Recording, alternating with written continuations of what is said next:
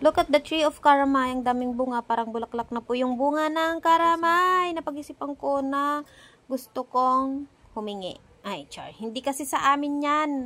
Sa kay tita ng aking mister. Kaya pinaalam ko naman na hingi kami ng kanyang bunga.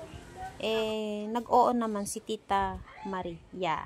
Thank you sa pakaramay. Para hindi mahulog sa lupa, yung bunga, tinaya namin ng batya kasi malalagyan ng bato-bato. Buhangin kasi dyan sa baba niya. Ayun lang, masyadong mahangin. Kaya nahihirapan kami. Hindi nga namin kayang, hindi namin may shoot-shoot sa batya. Ay, ano ba yan? Ang bigat pa naman ng batya nila nanay. Ay, ewan. Basta makakuha lang ng karamay kahit nahihirapan. For the go kami ni ate. Andyan din si Babe, ang aking pamangkin. Pamangkin ng aking mister. Rin yan. Tapos mamaya tutulungan din kami niyan. Todo support sila sa akin dito. Ay, si nanay nag-cheer lang sa sa tabi-tabi. Kasi hindi niya nag-ano lang, ganon lang siya.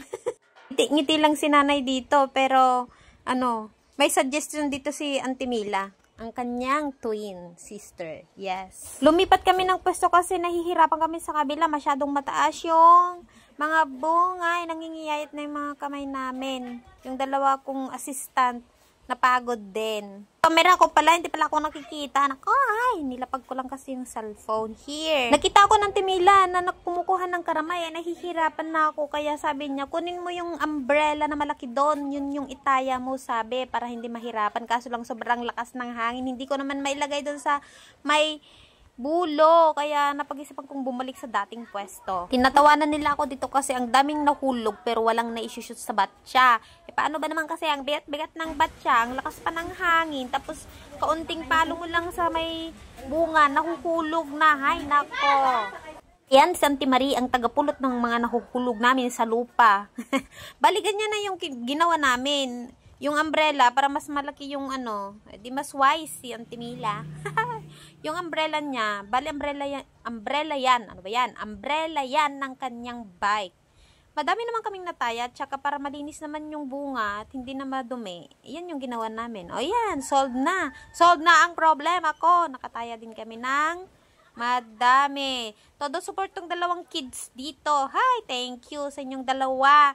Napaka-supportive nyo kay tita at mama. Ay, kasi ako naman nagre-crave ng ganyan.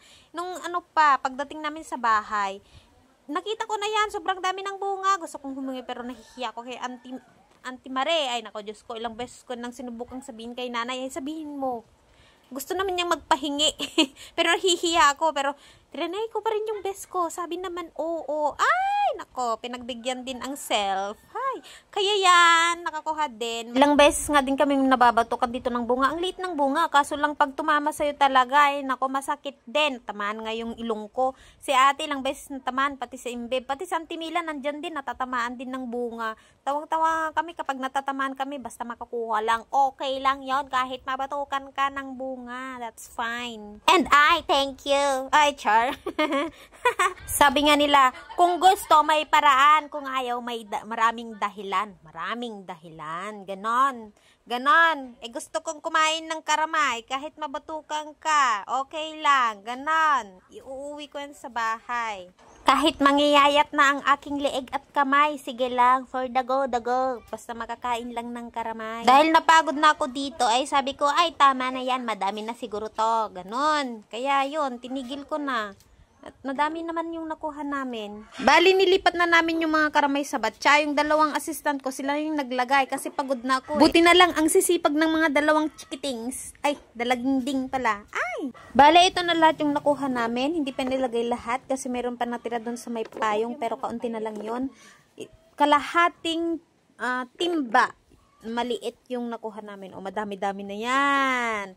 Tapos si Auntie Marie, konti lang yung kinuha. Yung mga nahulog, kinuha. Tsaka humingi din siya ng kaunti dyan. Tapos, kaunti lang yung kinain din ni, kinuha din ni Imbe. Ewan ko ba? Ako lang ba talaga ang may gusto nito?